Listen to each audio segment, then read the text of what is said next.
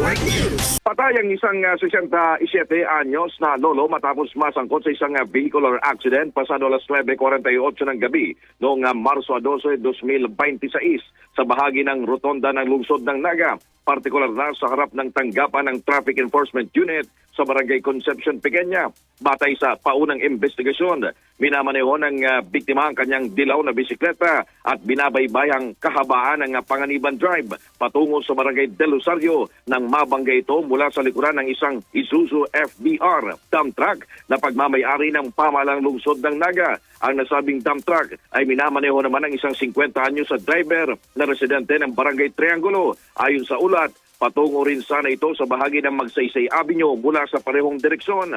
Sa lakas ng pagkakabangga, natumba ang siklista at nasagasaan ng dump truck. Napag-alamang tumilapon ang biktima at naipit pa sa gulong ng sasakyan bago ito napansin ng driver.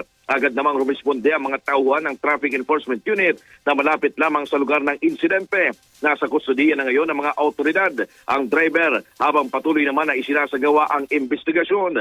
Samantala, sa kanya namang FB post, sinabi naman ni Mr. Buboy Hernandez, head ng Naga City Bike Board, na kailangan anyang maging maingat sa pagmamaneho ang mga malalaking sasakyan at bigyan ng malaking espasyo ang mga siklista upang hindi na maulit muli ang kaparehong insidente. Kasama mo mula dito sa RMN DWNX Naga, Radyoman Kevin Alba Tatak, RMN!